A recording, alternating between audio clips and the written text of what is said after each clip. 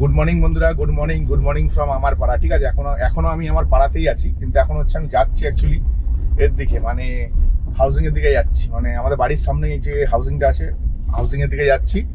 আর first passenger আমি পেয়ে গেছি বলতে ফার্স্ট প্যাসেঞ্জারকে আমি নিয়ে যাবো নবনালন্দা। ঠিক আছে, ফার্স্ট প্যাসেঞ্জারকে নিয়ে যাবো নবনালন্দা, কিন্তু 7 কিলোমিটার রাস্তা। 7 কিলোমিটার ভাড়া কত দিয়েছে জানো? উনি নিজে 250 টাকা দিয়ে রেখেছে। উনি নিজেও জানে যে গাড়ি পাবো না, 250 টাকা দিয়ে রেখেছে। কিন্তু আমি যখন রিকোয়েস্ট পাঠালাম না প্যাসেঞ্জারটাকে, তখন ভাই দেখি কেউ রিকোয়েস্ট পাঠাচ্ছে না। অথচ আমি মানে 7টার সময় ঘুম থেকে উঠেছি, আমি এখনো চোখে মুখে জল দিইনি। ঠিক আছে, জাস্ট ঘুম থেকে উঠেই কাজ করা শুরু করে দিয়েছি।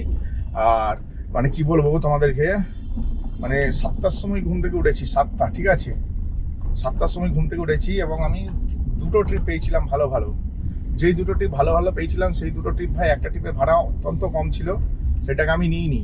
আর আমি নেবো না, অত্যন্ত কম ভাড়া আমি নিই না। তোমরা সবাই জানো আমি অত্যন্ত কম ভাড়া একদমই নিই না। ঠিক আছে, তো চলো আগে হচ্ছে প্যাসেঞ্জারে মানে গেটে ঢুকে যাই। হাউজিং এর গেটে চলে এসেছি, তো গেটে আগে কথা বলে নিই, তারপর তোমাদের সাথে কথা বলছি। তো সকাল 7টার সময় যে ট্রিপগুলো ছিল, মানে তোমাদের কি বলবো, একটা আমি খুব সুন্দর ট্রিপ পেয়েছিলাম, খুবই সুন্দর, যেটা আমার পছন্দের ছিল। কিন্তু ভাই 13 কিলোমিটার রাস্তা 270 টাকা দিয়ে রেখেছে। তো 13 কিলোমিটার রাস্তা ভাই 270 টাকা কিসের জন্য নিয়ে যাবো? তো আমি নিইনি ট্রিপটাকে, আমি নেইনি, আমি রিজেক্ট করে দিয়েছি ট্রিপটাকে, রিপোর্ট মেরে দিয়েছি। ঠিক আছে, তারপরে ফের আমার ট্রিপটা এলো 280 টাকায়। তো 280 টাকা আসার পরে না কেউ ভাই ভিখারি, মানে ড্রাইভাররা কি ভিখারি? ড্রাইভাররা নিজেদেরকে মনে করে আমরা ভিখারি, আমাদেরকে যা দেবে তাই আমি নিয়ে নেবো, এরকম একটা ব্যাপার, বুঝতে তো? মানে এটা সিরিয়াসলি বলছি, মানে ড্রাইভাররা হচ্ছে ভিখারি। ভিখারি না, ভিখারির থেকেও অধম। ভিখারি কম বলা হয়ে যাবে, ভিখারির থেকেও অধম। ঠিক আছে, আমাকে যা ভাড়া দেবে আমি তাই ভাড়াতেই নিয়ে চলে যাব, এই হচ্ছে ম্যাটার। তো যাই হোক, মোটামুটি আমি প্যাসেঞ্জারের কাছে চলে এসেছি। আর এই ভাড়াটা যে এরপরে হচ্ছে আমি 7টা 20 অব্দি ওয়েট করলাম। ওয়েট করার পরে না দেখি যে ভাই মানে ট্রিপই পাচ্ছি না। কি হলো ভাই, ট্রিপ পাচ্ছি না। তারপরে দেখলাম যে সব কম ভাড়া। একজনই দেখলাম যে 250 টাকা দিয়ে রেখেছে। 250 টাকায় 7 কিলোমিটার যাবে, এটা অনেক বেশি দিয়ে রেখেছে। তাও একবার মানে আমি কি বেশি টাকায় রিকোয়েস্ট পাঠাবো, এটা চিন্তা করার পরে দেখলাম ভাই 7 কিলোমিটারে ভাই আমার 210 টাকা দিলে এনাফ। 250 টাকা দিয়ে 40 টাকা অলরেডি বেশি দিয়ে রেখেছে, কোনো দরকার নেই বেশি টাকা পাঠানো, তাহলে হয়তো এখান থেকে বেরোতে পারবো না। রিকোয়েস্ট পাঠানোর পর দিকে এখানে কেউ নেই, ফাঁকা, আমি একাই।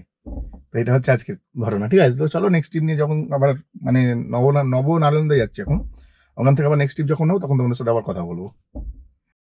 তো তোমরা আমাকে এখন যেমনটা দেখছো, আমি এখন ঠিক যে জায়গাটাতে আছি, এটা হচ্ছে সাদ্দান অ্যাভিনিউতে আমি যেই প্যাসেঞ্জারটাকে এনেছিলাম, মানে তারপর প্রায় 45 মিনিট লেগে গেল নেক্সট ট্রিপ পেতে। কারণ হচ্ছে ভাই আমাকে বাড়ির দিকে ট্রিপ নিতে হবে। বাড়ির দিকে বলতে গেলে আমি যেখানেই যাই না কেন, আমাকে আমার বাড়ির দিকে যেতে হবে সকাল 10টার মধ্যে। ঠিক আছে, তো এইটা আমাকে ক্যালকুলেশন করে চালাতে হচ্ছে, যার কারণে আমি অন্য কোথাও যেতে পারছিলাম না। তো আমি কি করলাম, মানে সাদ্দান অ্যাভিনিউতে আমি না মানে সাদ্দান অ্যাভিনিউর সামনে যে স্কুলটা আছে ওই স্কুলটার কাছে এনেছিলাম। কিন্তু ভাই প্যাসেঞ্জার ভাই এত লেভেলের ছেঁচড়া, মানে কি বলবো, ক্যান্সেল করে দিল। মানে গাড়ি মুভ করছে দেখছে, তারপরেও ক্যান্সেল করে দিল। মানে ফালতু আমার 300-400 মিটার লস হলো। ঠিক আছে, মানে কপালটাই খারাপ শালা।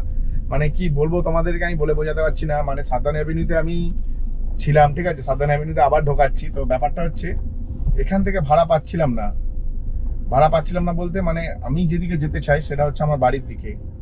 তো আমি ভাড়া না পাওয়াতে আমি বললাম ঠিক আছে, তাহলে ভাড়া পাচ্ছি না, গেলে কি করবো, যে কোনো একটা ট্রিপ পেলে বেরিয়ে যাবো আর কি। তো যাই হোক, একটা ট্রিপ পেয়েছিলাম, তো আমি যাচ্ছিলাম বড়সুতলার দিকে। তো ট্রিপটা ক্যান্সেল করে দিল বলতে, কিছু মানুষ আছে না ভীষণ পরিমাণে ছেঁচড়া হয়, ক্যান্সেল করতে পয়সা লাগে না, তাই ক্যান্সেল করে দিল। ঠিক আছে, কোনো ব্যাপার না, ক্যান্সেল করে দিয়েছে। তো এখন একটু এখানে ওয়েট করার পর দেখি প্রায় 45 মিনিট হয়ে গেছে, আমি ওয়েট করছি। ঠিক আছে, সাদ্দান অ্যাভিনিউতে ওয়েট করছি। এখনো প্রায় হচ্ছে 300-400 মিটারে আমার তেল পড়ে গেল। তো কিছু করার নেই, পড়ে গেলে আর কি করা যাবে। তো 300-400 মিটার তেল পোড়ানোর পর আমি এখন বসে আছি, আর একটু ওয়েট করতে হবে, দেখা যায় কতক্ষণ ওয়েট করতে হয়।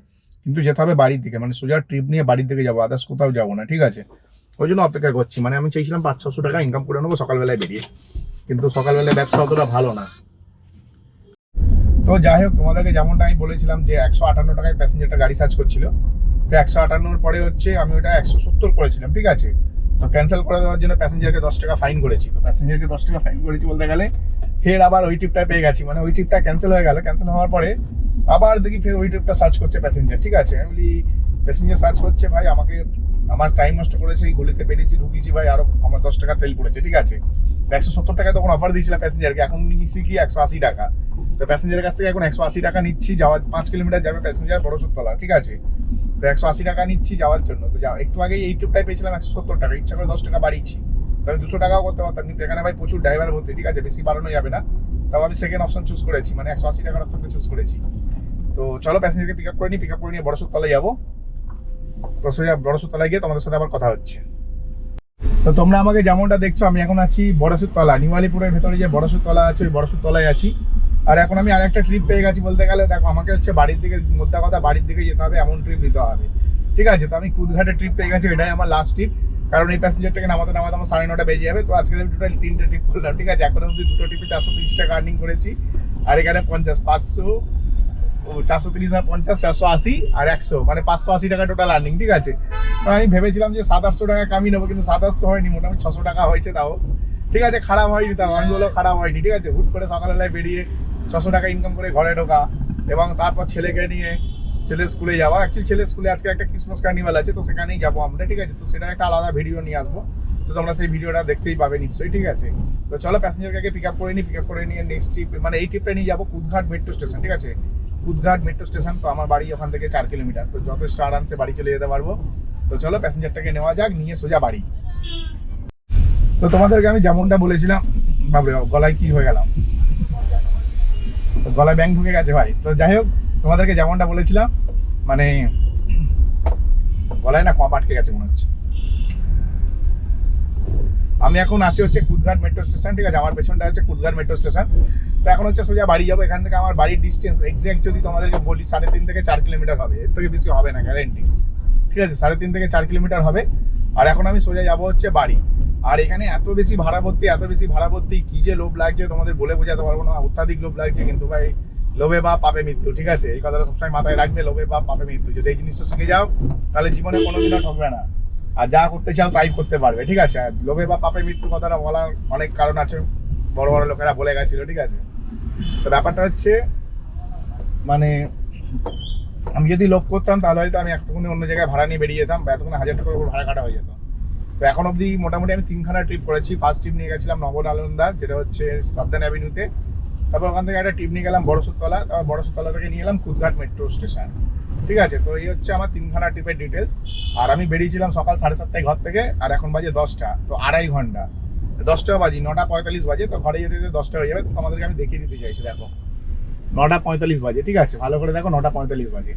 আর আজকে ইনকামটা সবার আগে তোমাদের দেখিয়ে দিই, নয় তোমরা বুঝতে পারবে না, বিশ্বাস করবে না। দেখো 580 টাকা ইনকাম করেছি, লোল কেস ভাই। আমি ভেবেছিলাম 600-700 টাকা ইনকাম করবো, বেরিয়ে ঠিক 600 টাকা ইনকাম হয়ে গেছে ভাই। 580 টাকা ইনকাম হয়ে গেছে, মানে বুঝতে পারছো 600 টাকা ইনকাম হয়ে গেছে। দেখো ভালো করে দেখো, 580 টাকা ইনকাম, ঠিক আছে।